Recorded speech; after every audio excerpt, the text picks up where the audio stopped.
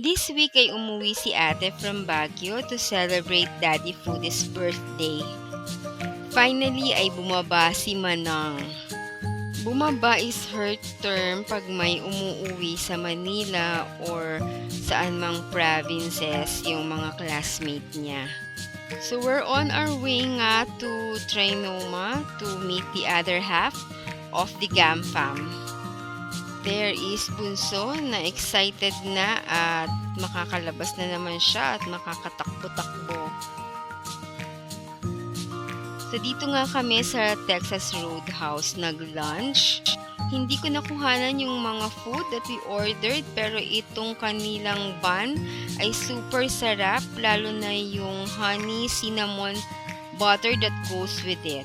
So, ginawa na lang natin ng mga paraan. Ito yung mga food na in-order namin at lahat naman yan ay masarap, especially yung kanilang ribs at yung shrimp. Picture with the GAM fam. After our lunch ay nagpunta kami sa Evia Mall to have puto bongbong and bibingka while waiting for our reservation here at Villa Parmigiano. So dito nga kami nag-dinner sa Villa Parmigiano and our entire dining experience is really great. The complimentary wine is really good. Food is great and service is great as well at meron din sila ditong live performer. So, may enjoy nyo talaga ang dining experience dito. Visit them. They're located here in Alabang West. The best tong pepperoni burrata nila. At masarap din yung cannelloni, salmon cannelloni. At yung chicken with rosemary.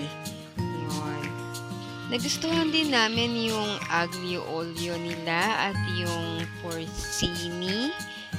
Porcini ba yun? Basta yung mushroom soup. So, ang hirap kasi pronounce ng mga nasa menu nila. Basta orderin nyo na lang yung kung ano man yung makita nyo dyan sa menu kasi lahat naman yan masarap. Yan din kanilang complimentary bread ay okay din.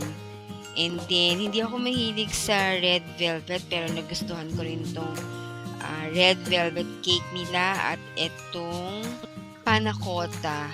Nagustuhan niya ni ate. And syempre may pa coffee at may pa birthday song sa birthday celebrant. So, ayan. Reyes family. With Reyes family naman kami with dinner.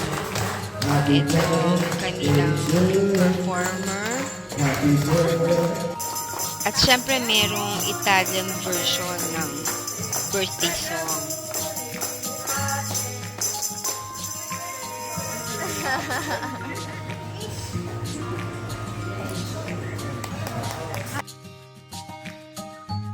At syempre hindi mawawala ang mga pangmalakasang aurahan ni ate.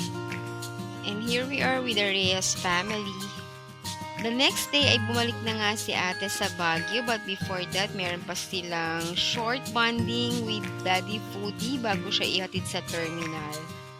So that's how we celebrated Daddy Foodie's birthday. Short and sweet. Happy birthday, Daddy, and we love you!